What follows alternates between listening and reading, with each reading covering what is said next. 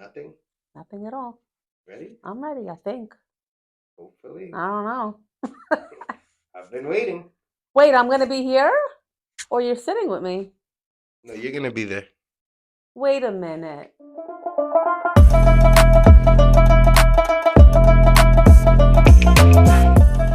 What's up, everybody? My name is Jesse, and welcome to the Jess Takes a Village podcast, where we focus on regular people who have used their education, whether it be formal, vocational, or even life experiences, to propel their lives in a positive direction. Now, in this special episode, you guys don't know the person to the left of me, also known as your right, but this person is very, very, very, very, very, very impactful in my life. She's been impactful in hundreds of students' life. She's not from Flatbush, but she got all her bones in Flatbush. Ladies and gentlemen, the greatest fourth grade teacher in the world, Ms Valic. Clap it up for yourself. Thank you, Jesse. I appreciate it. This has been literally a long time coming. Yes. Just trying to match schedules. For the PS235 family, clearly you guys know who this is. This is arguably one of the greatest teachers in the whole building. Aw, thanks, I don't Jesse. care about, the others. That was a joke. So, as of now, you guys know I'm a teacher. Ms Valic is also still a teacher. And as I'm kind of starting my career, she's actually getting ready to walk out and maybe start something new. So, just for the sake of the podcast and for the world, tell us, what does teaching what has teaching meant to you from your earliest days? What has it meant to you? Well, I always knew I wanted to be a teacher. Okay. From the time I was about 4 years old. Mm-hmm. I used to literally line up my stuffed animals, my Barbie dolls, and play school. Mm-hmm. So from the start, I was laser focused in achieving that. I knew I wanted to teach. There was no doubt ever in my mind. And it was my life. For almost 30 years now, it's been my life. I love working with students. I rather work with students than work with adults, to be honest. Absolutely. So, I know I'm touching lives, and it's very influential for me. So, upon starting your career, you obviously come to Flatbush. Yes. And you're in a neighborhood where the kids don't necessarily look like you. They don't come from your same background. What does that mean to just be a beacon of hope and just being able to reach so many students in that area of where we were in Flatbush? Honestly, it didn't matter. I never really thought of it. Mm-hmm. I was going in, I was teaching, I was giving it my all, giving my heart and soul to the kids. It didn't matter to me at that point at all. So, good. Yeah, no, I never thought of it in that way. It was like, I'm teaching them, I'm giving them what I have. I don't know. The only reason why I felt like it was necessary to ask the tough question is, a lot of the times when there's a teacher of a different background, and they come into a neighborhood where the kids don't look like them and the culture is different, sometimes they're often met with resentment. What do you know? What have you experienced? How can you relate to these kids? And that's a lot of the things that allows teachers to have an interpersonal relationship with the school community. So it's like you come to this neighborhood, but you're actually welcomed and you're actually received. So it's just a funny dynamic, because you often see that students or teachers encounter different levels of battles within the classroom. And obviously one of the biggest battles is, my teacher doesn't look like me, so maybe she can't relate. Or the students don't really come from where I come from, so how can we relate? And to me, I felt like you found like this perfect medium in which people don't speak about. You were able to reach so many kids from so many different cultures till this day, that when we see you, it's just like a breath of fresh air. It's something that it continues. So you started the teaching career. Your family's from Croatia. Yes. What was that like growing up to be? I guess you're the first American in your family. Yes, first generation American. Me too. How was that? First generation going to college. Oh, wow. Because my parents were not educated. Yeah. Their parents were not, talking farmers in Croatia. So I would, Croatia. yeah, Croatia. I was the Yeah. first one to get, Okay. above a master's degree. And it was big. It was really big. A lot of work, a lot of time. But like I said, I never veered from knowing that's what I Right. wanted to Did your do. parents understand your journey? They were supportive, definitely. They were definitely there. You always have to have the cheerleaders behind you, right? Absolutely. Family, friends, Mm-hmm. but they knew that's what I wanted and they supported me. Because sometimes no immigrant parents, because Yes. They were tough. once they hear They were teacher, they tough. like They were tough, yeah, teacher. but it was a very high status for them. It was Absolutely. like this is the first, child getting an education The and golden getting the child. that's right. So it's status. It was status, like Okay. higher status than what they were used to. Because, like I said, their whole family. You're talking about farmers, blue collar workers, construction, Yep. painters. You don't work with your hands, it's not considered hard work, Right, right, right. And it's wow. So the last episode I had a guest on who she's teaching in Texas, and she spoke about the differences between the education system, sorry, in New York compared to Texas, and she, listed a couple pros and cons. Now, the only reason why I bring this up is you started teaching in what year? I was teaching when I was 21 in 96. So in 96, as compared to 2024, you've clearly have noticed some differences within our own educational system. Yes. Could you like maybe list three or name three for like the viewers or like the teachers? Um, well, What's like three things that you could say, okay, you know what, this is a little bit different now. I mean, kids are kids, Right, obviously, right? absolutely. I think the parents have changed. The parenting Hmm. styles in a Yes, lot of ways have changed, yes.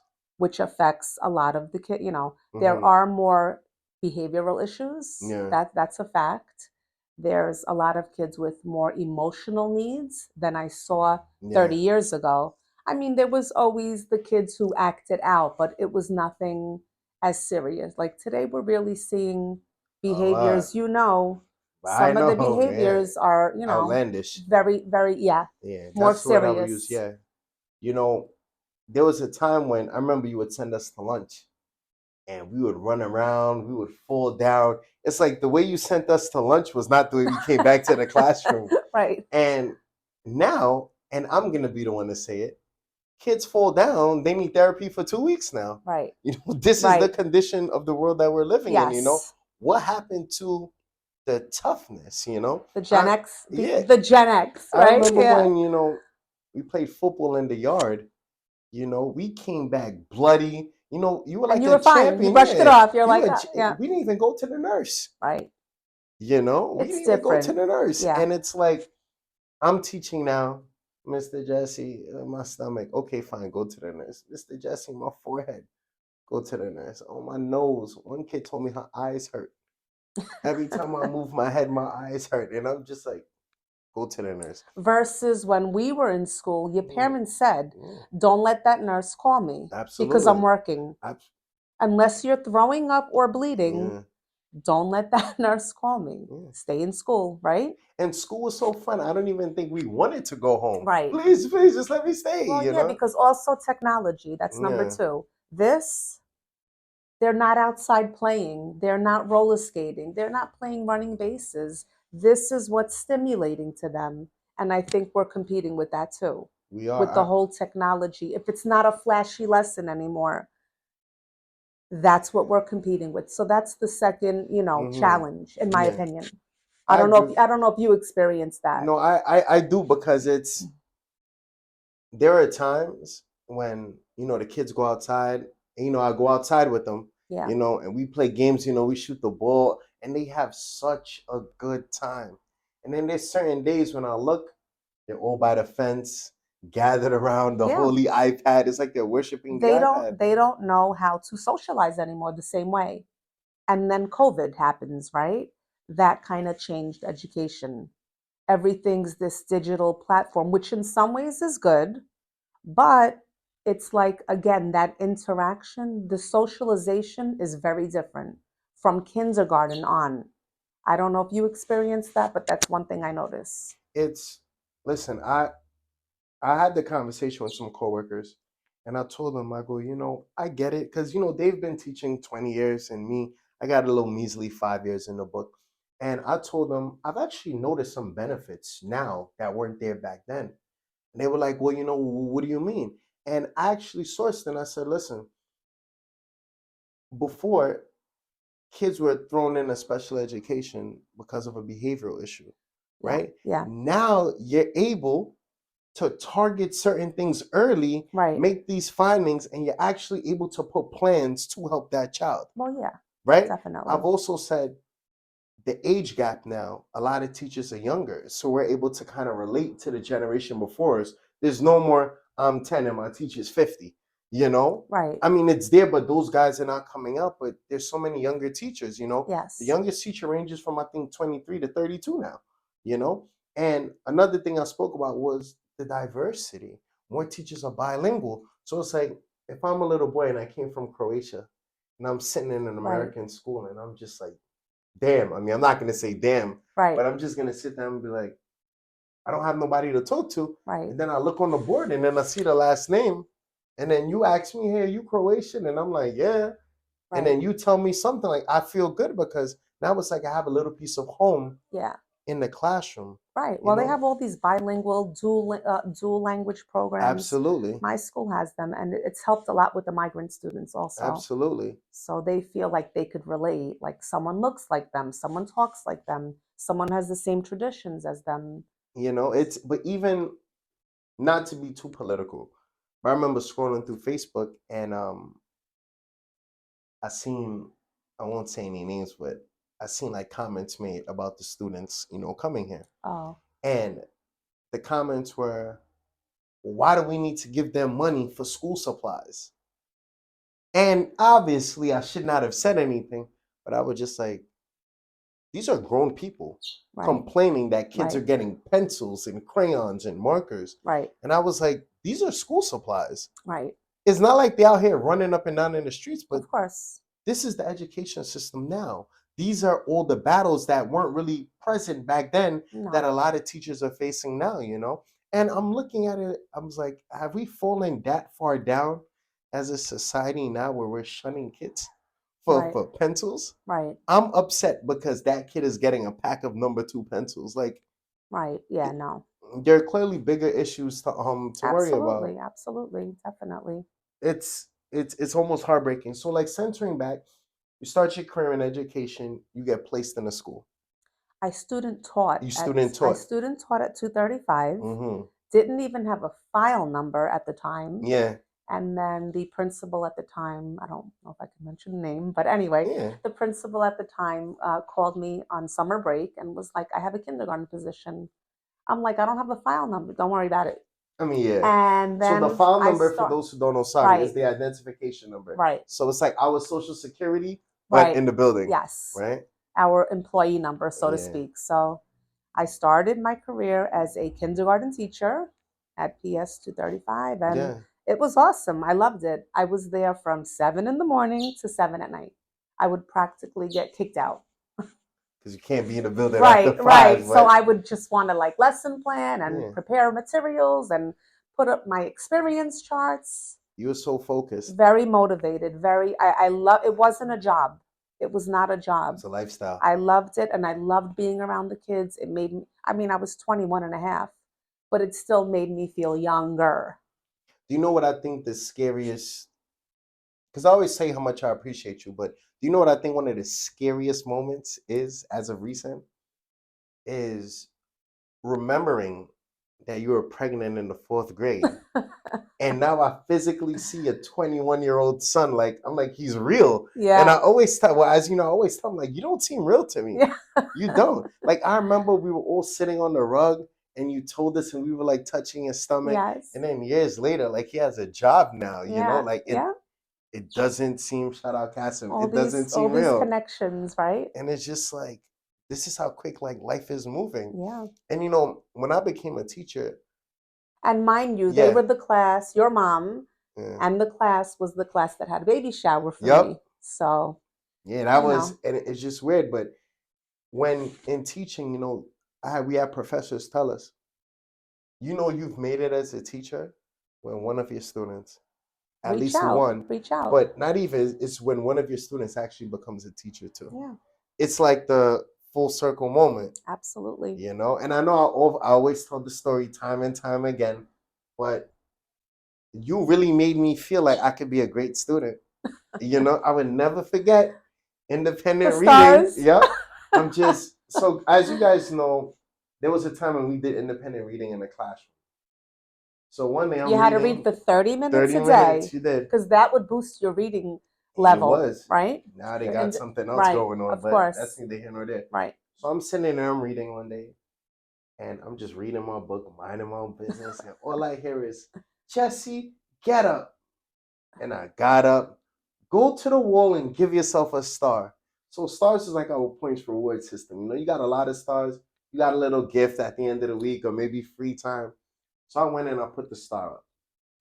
I went to sit back down. Jesse, put another star. I'm like, damn, it's my birthday? So I put 2 stars up.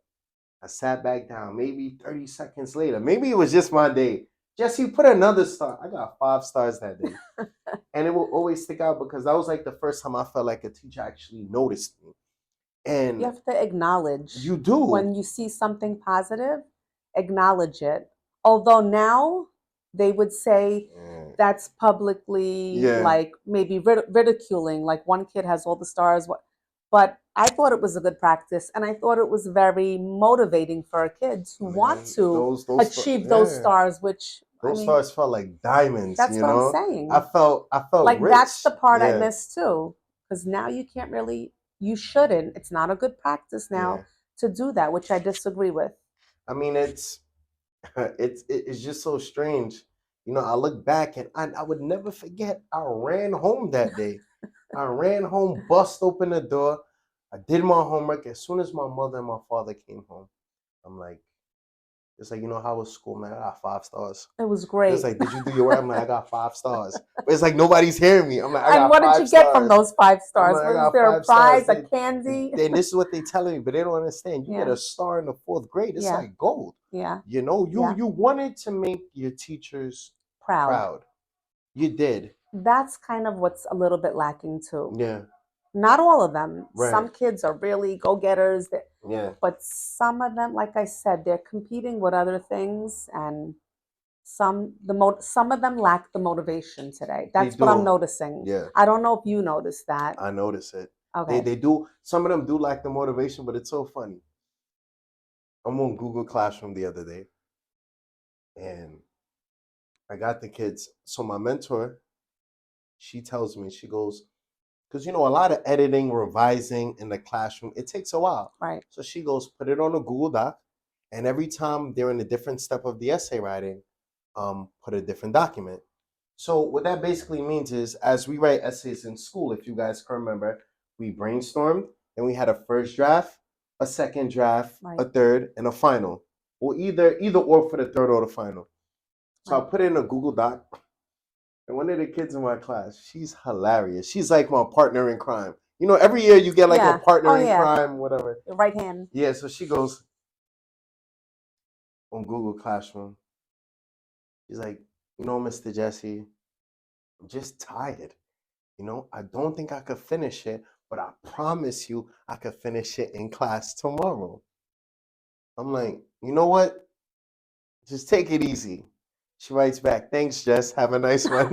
You know? And I'm looking at this like, that's awesome. These are the relationships that we want to foster as teachers, you know. And listen, as you know, and I would share with the audience, they don't call me, you know, by my last name. I'm either Mr. Jesse, or that one girl in the back room who goes, Jess, you know, but. So it's funny, when I started teaching, I was like having them call me Miss Tina. Yeah. But the principals then were like, no, we don't do that. They have to address you by your last name. And I'm like, okay. God forbid it, but it's my name. Did I agree with it? Not really. But I was like, all right, I don't see why it's so important. But okay.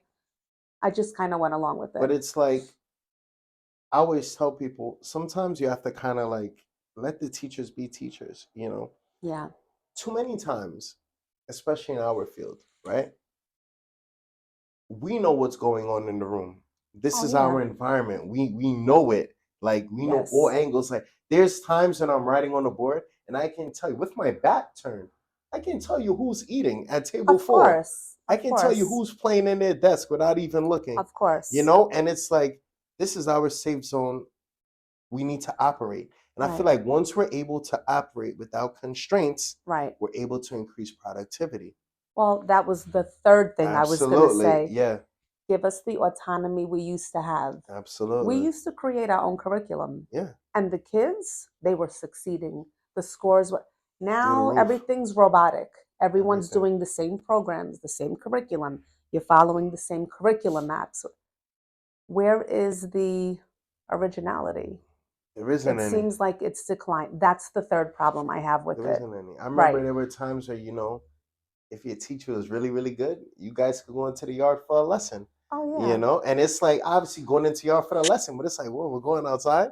You know, it was that time that made teaching what it was. So 100%. you were student teaching at 235. I was. Then you got the kindergarten position. Yep. Now, obviously, your license is in a range, right? Common branch K through Right. 6. So whenever, you know, we get our masters, our license goes in a range. So it could be, well, now it's B to 2.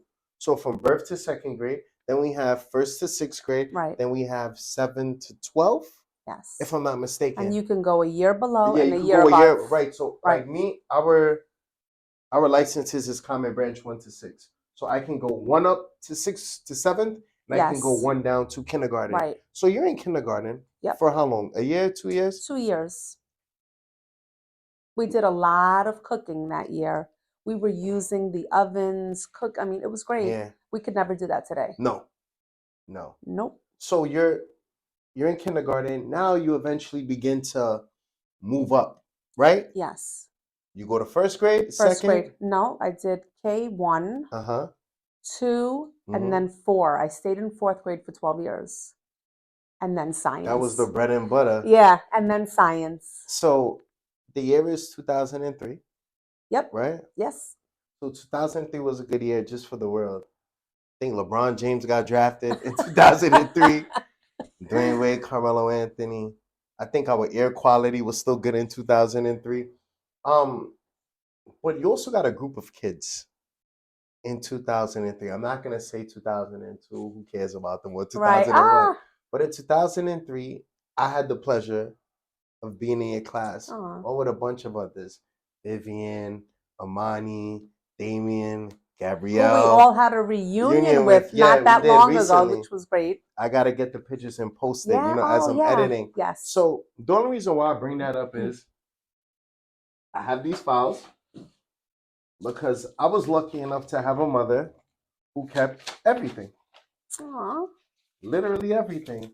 And obviously, I'm not bringing this up now because what would I look like if I had bones to pick with you later?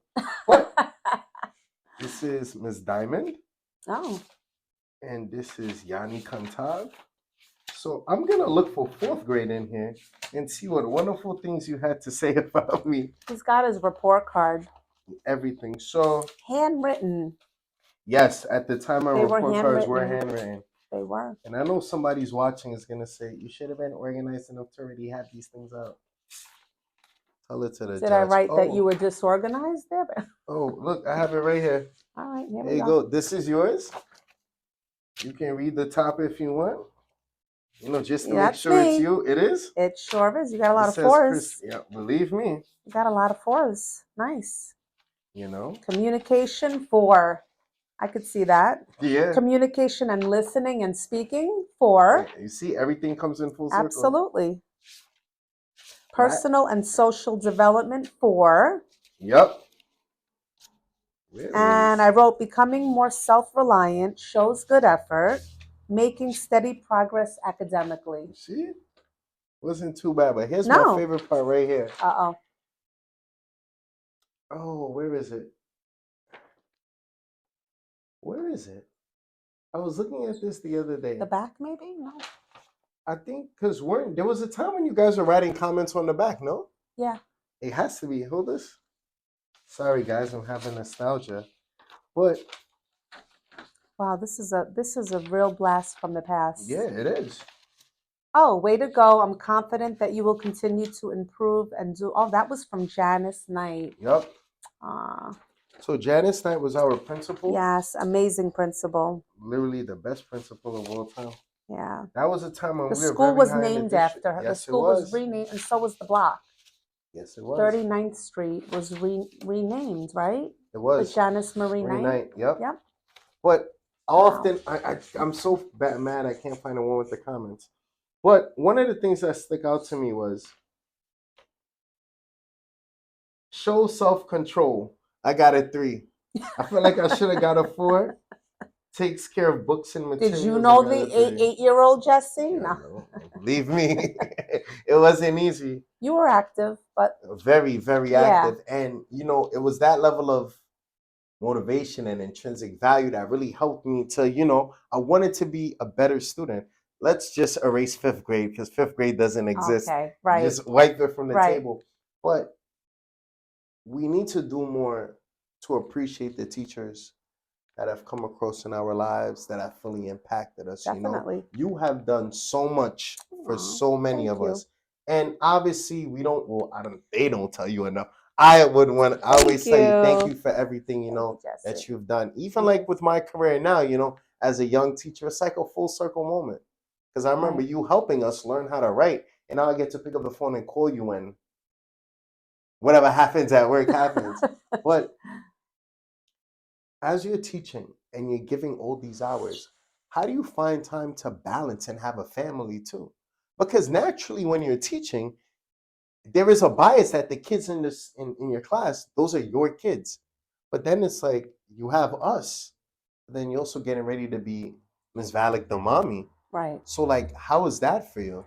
That took over 11 to 12 years. In the beginning, like I said, work was my life. Right. I was there from morning to night. As you're teaching more years, you start to master. Yes. You master your craft, right? Yes. And then what happens is when you get really good at it and you know what to do and there's less planning involved, there's more time for you. You're right. So the balance comes after years of experience, in my opinion. It becomes easier. Not that things don't change and curriculum doesn't change, but you learn after years how to balance things. I just often wondered because it's like, when do you get a break? Because it's like you're like a mom to us in 4th grade, and then you still gotta go home, cook and clean and live. Yeah. And it's like we didn't obviously becoming adults. I kind of, sort of, somewhat understand the pressures of having so much to do. Right. But it's like, how did you do that then? And you came to work every day with like a smile on your face. I enjoyed the job. Like I said, it didn't feel like a job. It really didn't. I felt like I was getting paid to do something I loved. It didn't feel like a job. It didn't. So it was more so wholesome. It still doesn't. Listen, I'm in almost 30 years. Mm-hmm. I would do it all over again. I don't regret the decision to teach. I love the career. Has it changed? Yes. Yeah. But I have, less than 3 years left. I'm going to bow out gracefully. Absolutely. Go to more rock concerts. Yeah. I'm a big rocker. Yeah. I'm going to one tonight. Oh, for real? Cut my life in 2 pieces. But you're still able to find joy even up till now. Yes. So after this long tenure, because teachers, once they spend so many years in a school, they never really leave. And you spend so many years at our elementary school, and then you ended up in Staten Island. I was there for 18 years, and I would not have left. I would not have left. But, in all honesty, I couldn't afford to get a house in Brooklyn. So I found something for cheaper, more reasonable in Staten Island, and I was traveling. But my kids were very young. And by the time I got home, it was like 5:36. Jeez. I was like, okay, I gotta get a transfer. That's another thing teachers don't, nobody takes into consideration, the traveling time. You got teachers who travel an hour and a half just to go in 2 hours just to come back home. And it's like, Mr. Larkin still does it. Jeez. Shout out Mr. Larkin. Shout out to Mr. Larkin, Kyle Larkin, Long Island, Brooklyn, every day. Yeah, I had one of my coworkers. He was on like a couple episodes back. he was able to, he travels to Long Island, Brooklyn, Long Yeah. Island, Yeah. Brooklyn. And it's like the level of sacrifice that it takes. So with this being a Just Takes a Village podcast, we also tend to focus on the members of your village or the people who supported you and, you know, just kept you going. So if you could just share with the audience, who are these people that said, you know what, Ms Valic, keep going. I don't want to obviously call you by your first name I because mean, it's no, like, it's fine, Tina. yeah, Definitely my parents. right? My mother, Yeah, big role, absolutely. 100%. My sister, friends, Carol, Shout out friends at the Carol. time. Yeah, it I don't was think we've ever met your sister neither. All these no, years. no. Like we've heard stories, but Yeah, no. My sister's in Staten Island. okay. Matter of fact, my niece was over yesterday with Mr. Eisen. Yeah. Shout out to Lee Eisen. You know, I see them all the time, Absolutely. so we're close. She's a couple of years older than myself, and yeah, we see each other a lot. That's good. Hmm. So just that core group, those are the people that Yes, they just got you because, you know, seeing you as a kid, it's like we kind of ignore that you're a person too. And there are right. probably good times, bad times, tough times that you Oh yeah, experience, but we don't know because you're always smiling. So it's good to have those village members just to say, you know what, we got you. You know, right. everything is going to be okay. Well, yeah. So I also look at, I've been around you and your children, and I see the way you parent. And the way you parent is kind of like the same way you talk. In like fourth grade, Star chart. start like, believe No. me. But it's like, just how are you able just to be so cool, calm, and collective, especially when it comes to parenting? I try to be reasonable. I try to remember I was a kid too, Man, and I just try to be reasonable. Try my best to listen. It's not always easy. it's not. I'm not always gonna agree Yeah. with their decisions, but I gotta respect it. You hear that, Janine? Relax. I have to respect it. Yeah, I mean, they're not absolutely. gonna. Not every kid knows what they want to do. Absolutely. So that's one of the battles right now I'm having. Not every kid knows what they want to do, and guess what? It's okay. It is. It's okay. They will find their way somehow. I mean, too many times, Yeah. we're so pressured into, you need to know what you're doing by Right. 18 to 21. Right. 21, get on it, and then by 30 you should be Right. good. But there are some of us who it takes us a little bit longer than others. You know, Right. the world is a completely different place. Oh yeah.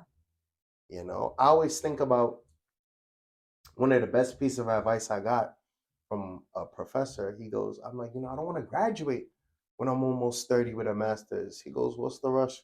You're still Right. gonna have the degree. Take your time. Exactly. And I was Exactly. just like, damn. Something Right. as simple as, you know, just Right. taking your time. And you took your time with teaching, and 30 years have passed by. It went like that. Yeah. It really And did. it's just like, wow, you know, I know you've had the stories of kids coming back. Oh yeah. You know, kids, oh my God, you guys are so big now. We're like, yeah, 20 years have passed by. But Yes. it's like, Which is the best feeling. yeah. It's really like an amazing feeling. And then it's like, it just takes you back to like, I don't know if it happens to you, but it's like, even kids in my neighborhood that I've taught, I Yeah. remember when they were like this big. Oh yeah. And then when I see them, I'm just like, what in the world? Okay, so now magnify that to a kid going, "Hey, my dad had you." Sheesh. I mean, I had it happen in Staten Island, where which a totally different borough. Yeah. He was like, "Oh, my dad said, said the name, which I don't know if I could say, but Yeah. anyway, my dad says hi," and I'm like, "Your dad said the name," and I know all my kids' name. I'm Yeah. like, "Oh my God, I had that kid in fourth grade like 28 years ago." So taught that dad. So, or they go, "Oh, Ms Valic, you're older than my grandma." Like it's like, wow. Wow. It's like, Yeah. okay. I remember it was so, I give another one. Parent teacher conferences are something that's different too now. Yeah. I remember I'm in third grade and Miss Diamond, she's like, you know, I'm having a hard time with Jesse. I'm like, what? My dad, like you're Yeah. having a hard time with Jesse. My dad told her flat out, he goes, don't complain to me. You should be able to handle him in the classroom. If he steps out of line, slap him, whoop his ass. So we went through the parent teacher conference. Yeah. So the next day I'm sitting at the table, I'm talking, and Miss Diamond goes, Jesse, You better relax. Because remember what your dad said? Your dad said I could slap you. And I'm just sitting there like, got it. Oh my You God. know, but those were the days, you know. Yeah, it was very Those were different. the days, you Very know. different. The teachers were held in, not to say that they're not now, but they were held in high regard, you Yeah, know. higher than Higher than, it's like your teacher call. Like before, when you would definitely. say, I'm calling your house, your heart would drop Oh down in your yeah. stomach. Oh yeah. You know, I don't know if you remember Miss Chance, but Yes. Oh yeah. when we went to middle school, we had a big wrestling match in front of Mr. Blyer's classroom. All the 235 people would understand this because we're in Lennox Academy, and I would never forget. We were wrestling. I got to Miss Vernon's class one time. Some other kids, they fell down the stairs. One kid chipped his tooth. Oh. Yeah, it was bad. So Miss Chance comes in. She's calling everybody. She was You know, tough. yeah, whew, She was tough. she's rounding up everybody. So she sits us all in a line in the office. She puts the phone on speakerphone. Oh. And she was calling parents. Every single parent. Oh my goodness, the things I heard. One kid just started crying. His dad's, I'm a killer. And I'm just like, wow. So obviously, you know, I'm last. I'm like, I gotta be smart. And your parents are strict. Yeah, I'm like, let me call my mom. Don't let them call my dad. Call my mom. Hey, Jesse, is everything okay? I'm like, yeah, mom. Some kids were just wrestling, and I don't know. Like, somehow I yeah, just somehow. She goes, well, are you okay? I'm like, yeah, you know, I wasn't, you know, a part of anything. I don't even know what happened. She was like, well, as long as you're safe, who are you with? I'm like, oh, I'm with Miss Chance in the office. She's like, the dean? I'm like, yeah. She goes, what are you doing in there? Oh, you know, they just called me. And then she goes, well, as long as you're safe, I guess, you know, I'll see you when you get home. So in my head, I'm like, you're damn, like I'm everything's good. And she's about to hang up the phone. She's like, oh, Jesse. I'm like, yeah, mom? She goes, I'm calling your father now to tell him. And then just hung up the phone. And I was just like, I can't go home. Oh my I can't go home. But that's what it was. And Yeah. even those moments, you Yeah. know, they stick with you. One of the things I've always wanted to ask you, if you weren't teaching, what else would you have done? Would you have done something similar in that field? Because I also see like you could have been like a Okay. great pediatrician. I don't know why. No. Mm, I would have done something with forensic science, criminology, yeah.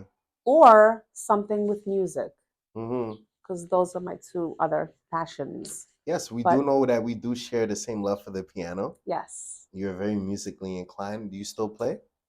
not as much as I should. Mm. When I retire, though, I will dedicate Yeah. much more time to that. At least an hour a day, you know? Yeah. Keeps the piano Yeah. in play. Like what more can you ask for the job? You know, I always tell people our jobs,